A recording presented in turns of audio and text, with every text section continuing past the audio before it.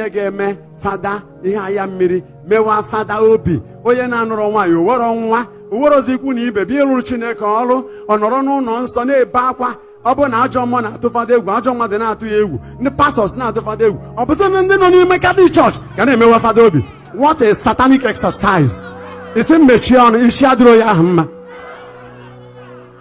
Watch me. I have enough logic for my defense.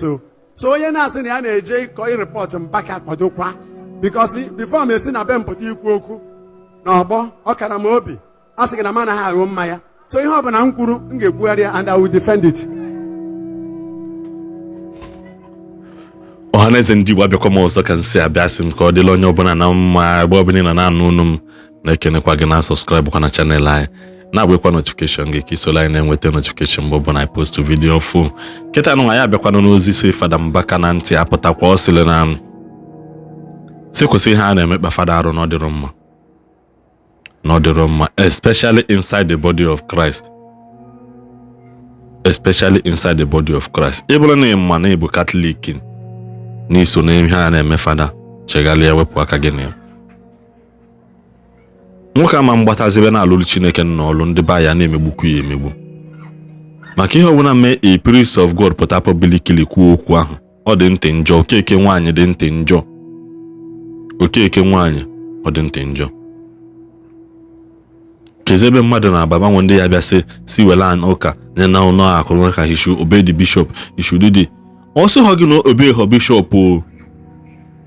Nwoke etendago laws ya letenda ihe okwu niile dịle na bishop ma nke print na akwụkwọ ma na allocate ndị churches na niile ndị mmadụ wete towards his adoration ministry o wele nye ndị ụka ma houses o dechago those things dosa ka esi wee kesi everything ko yesulu onye ukwu lu onye nta. Ụka na-achọ ịmabulunu ụka na-amabulunu you cannot boast of hospital lutago at least anani na aha ọ bụ na the man si okay si wele nke alụọ ụlọ ọgwụ wele nke anụọ ụlọ akwụkwọ mee nke because the man is a professor, he knows what he's saying. Mana ha na-asị wete nke wete nke wete nke ị na-eweta ibu a n'eluigwe ịpụta isi na ikweta hụ na mmụọ nsọ ji alụ ọlụ ikweta hụ na ihe ọ ya bụ bi na blessed sacrament mmadụ adap mana ikweta na confirmation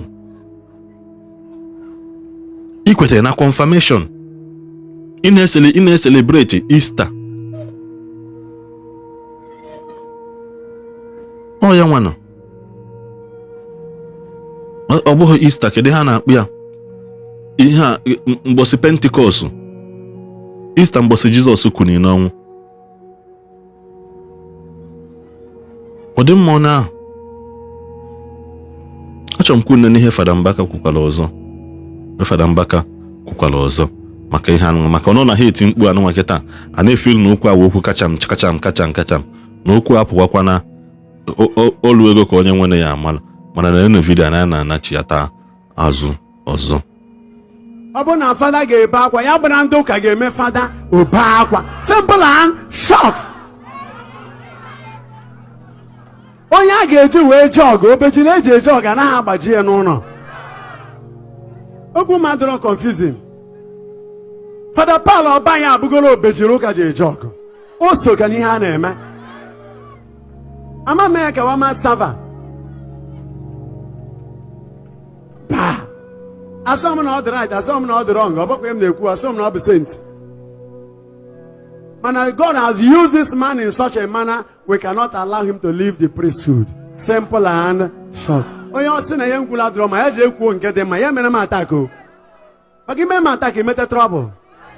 Just isi na nke nkwula adịghị mma jee kwuo nke dị mma kedu ihe dị njọ na ya. Ị were microphone bịa were ofe ebe a kedu ka fada ga-eji na-ebe ndị fada niile ehe kpuru ka ndị awụrụ mmiri ogiri ọ gịnị na-eme ndị fada ọmụka ji wee daa ị na-amara na ofu abụba e were mmadụ ịtọ ga-apụwu na fada na ala Igbo a Catholic Church nọ na ala Igbo wee problem ọ ha atọrọ ọmara atọrọ ofegofe isi n'ọhịa Mbaka erubere ikwu okwu.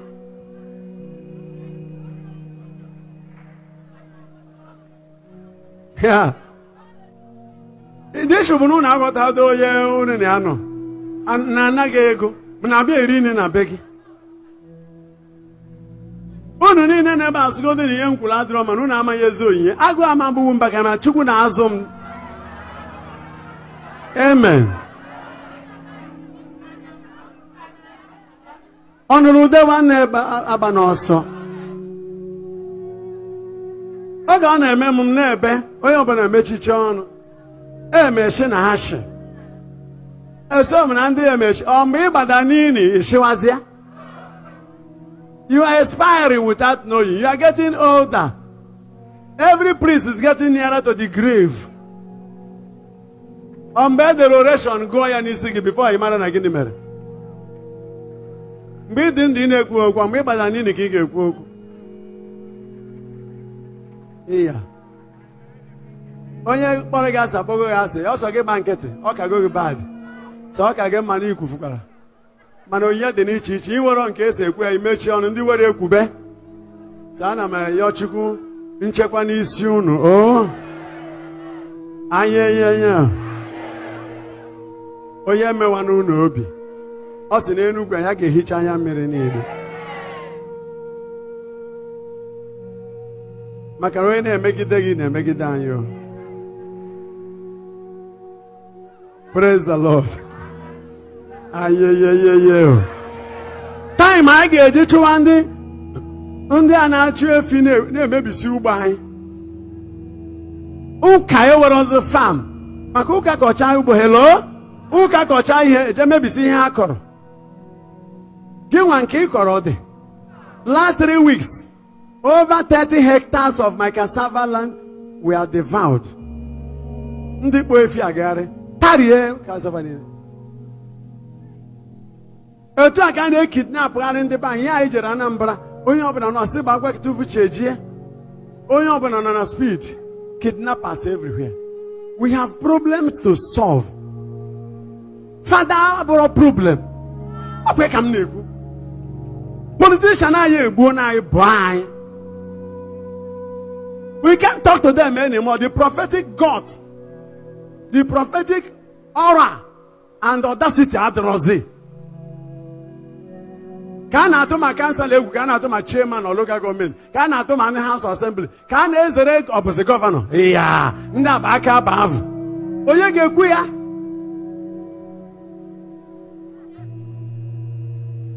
Ị mara na eso lili porridge lee betrite. Ụjọ wee jide Okeke jide Ọkafọ anyị na-ama jijiji. Onwe onye ga-ekwuwuzi. Onye akwụkwọ eketa ashị. Ọ mgbe eji wee gbanye ọkụ ọnyụzịa. You go Acts of Apostles chapter 13 verse 52. Also, and the apostles, they were filled with the joy and the Holy Spirit. Mbaka they were filled with joy and the Holy Spirit. You know where me when Kabasara go. Mna be mune kworo we mola o. Nwucha wa kwara fa odozie ma. Na rahụ ka baby. Yeah. O wara ku ihe na amafu mobi. Once nkwuru mgbe ọ ga-amapụ m obi bụ na fada na-ebe akwa mmechi ọnụ. Ma larụla. A sị gị even though na mgbe o ribido ha ncha niile mechichara ọnụ. Ha niile ka ha. Mana afọ m abụrụ na ha niile. Onye ọbụla bịara ụwa nke nwaga na ọka odeziri Igbo Mbaka ga-ekwunata ka ọ dị ya n'obi. Ngwụcha isi na ịlakịrị jee kwuo nke gị. Ya mechie ọnụ. O nwere onye m ga-akparị. Ị ga-ekwu okwu ahụ ọfụma ife na ngwụcha etoro mma bishọp ha. Ihe m na-ekwu bụ onye ga-eme fada ihe anya mmiri mewa fada obi. Onye na-anụrụ nwaanyị owero nwa owerozi ikwu na ibe bịa ịrụrụ Chineke ọrụ ọ nọrọ n'ụlọ nsọ na-ebe akwa. Ọ bụ na ajọ mmụọ na-atụ fada egwu, ajọ mmadụ na-atụ ya egwu, ndị pastors na-atụ fada egwu. Ọ bụzi na ndị nọ n'ime Catholic Church ga na-emewa fada obi. What a satanic exercise. Isi mmechie ọnụ isi adịrọ ya ahụ mma. Watch me. Anyị ama mgba nkịtị ana even fada ọba anyị mere ihe ọma kwuo na ya chọrọ ịpụ. Maka ụdị m nwa ama nkwue publicly mee ihe m chọrọ ime. Na gwa gị na m chọrọ ịpụ ka ị mere m gịnị ọ gị sị m jee chie. Do I need your permission?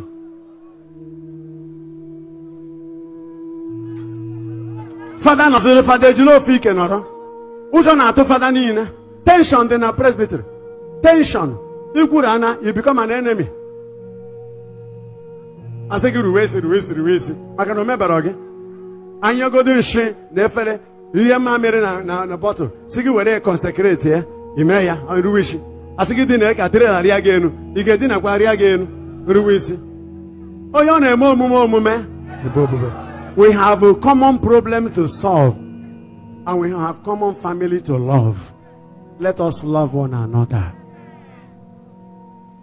When one priest is offended, the whole priests are offended. Onye ka were ihe o nwere na alụlụ Chineke ọlụ na abụrụ na o ji alụ ebe a na-agba akwụna. Ọba ya na-ekwu ọ bụ na o ji ebe alụ ebe a na-agba akwụna. Ị ga-egbu di ya. Ka bụ ebe a na-efe Chukwu apani bless and maintain. I have enough logic for my defense so onye na-asị na ya na-eje ịkọ report Mbaka kwadokwa because before m esi na be mpụta ikwu okwu na ọgbọ ọ kara m obi a sị gị na m anaghị aghụ mmanya so ihe ọ bụla m kwuru m ga-ekwugharị ya and I will defend it. Ijide bishọp m na o nwere ihe o mere mawe ọla ndị fada niile na-akpụgodo Mbaka ga-eburu ihe ọgụ pụta n'ọgbọ to defend him. Nke mbụ ga-emegbune mmadụ isi na ịbụ prezidenti na ịbụ gọvanọ ma na-agbafe ndị fada na ọsta nsị ọgịnị asị ha na ndị amị kpụkwa bishọp anyị apụ na a na-amị ọla mụ ga-adịte na moto a mee ihe m ga-eme ma amị ma polisi agbana na barak. Emegbuna mmadụ ọ dị simple. Fada ma mbere gị akwa obejiri ụka ji eji ọgụ akpajicha anya gị na-eme bọsị ihe ọgụ daziara ụbọchị ịchụ ajọ mmụọ daziara. Onye ka ha were na Nsụka a ga-eji memi n'ọba isi mmechi ọnụ ekwu eziokwu ọfụ na ntị. Ị ga-emebe etinye mmadụ oge ga-eji be akwa ndị ma Mbaka mana m na-agafe nụ akwa m ga-agba breki m ga-adịte mana moto ju ogini n'onwe ihe na-ebe akwa hia m ga-akagbu program niile m nwere ịjụọ ndị m na ha si Anambra nata ya n'ime abalị echeta na nwaanyị mụrụ nwa ekwesịghị ịhapụ n'ụlọ ọgwụ na dọkịta si ya asazina ma nwa arụ asị na nwaanyị ji ụgwọ for 3 months nwaanyị mụrụ ejima enweghị ego di ya nwere ihe ọ na-arụ nwesị akpọtago dọkịta ahụ ka enyi ewejiri ego n'abalị a ka nwaanyị dị discharge emeghị nweta dọkịta nsị good evening doc ọsị thanks sir nsị anọ Fada Mbaka na-ekele gị ọsị m okay what is it nsị anọ nwaanyị mụrụ nwa na nke gị biko na m si gị discharge ya na m ga-enye ya ego ọkwụ nọ mgbe m na ya na-aba ọsị na m ga-enye gị ego ọsị na hospital wee polisi na ọ bụrụ na ha kwụrụ ụgwọ na ama discharge ya nsị na onye gị na ya na-ekwu okwu karịrị ego ahụ na I am guaranteeing it hapụ nwaanyị ka o kuru ụmụ ejimi ya n'aba ka ihe ọma mere mmadụ ghara ịtọzi n'anya mmiri. Dọkịta sị na ya ma mmịa ọsị njikwa weta ego wee sị oke dọkịta there's no problem gwa m ebe ị nọ ka m were ego ahụ bịawa kịta. Dọkịta sị na chi ejigo lee ihe na-akụ na ya ma mpụta nwụsị ya ngwa asọ gị pụta mụnwa bụ ihe na-apụta gwa m ebe ahụ ị nọ ka m were ego ma chek bịa na be gị ka nwaanyị a kụrụ ụmụ ya naba Anambra ka nsikwe nata onye smell adoration all night banye na moto gawa Anambra si Anambra nata akwado iji ụlọ ọgwụ normal life bụ ihe a.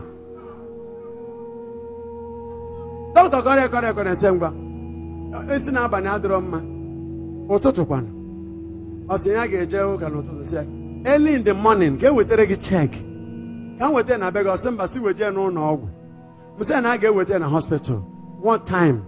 Give me the time.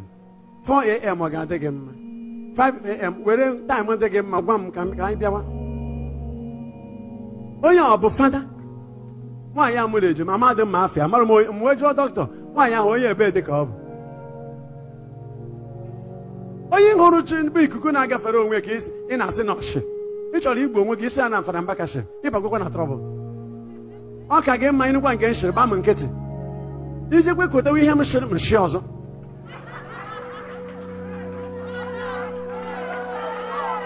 That's gba m nkịtị ka m njere gafere ime mkpa alụsị m kụọrọ gị aka. A prophetic call. Ọgụ na m achọrọ ikwu ihe anọ n'ime m ga na-ekwu ya mmeche njụ ọdụ onwe m so na m mechediri.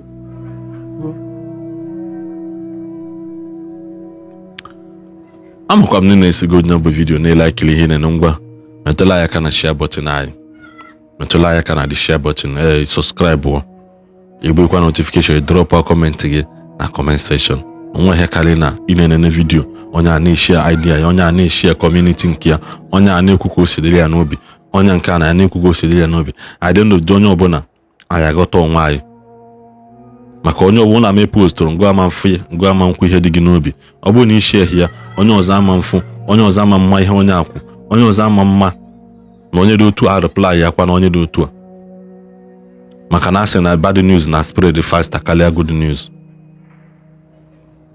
Mbaka is a brother indeed and also a priest of God and also a prophetic man of God. Anaghị agbaga ya agbaga. Unu sigodo no fade go fade be ha n'anya m. Unu sigodo no ma ihe ọ na-ekwu fade ho n'anya m.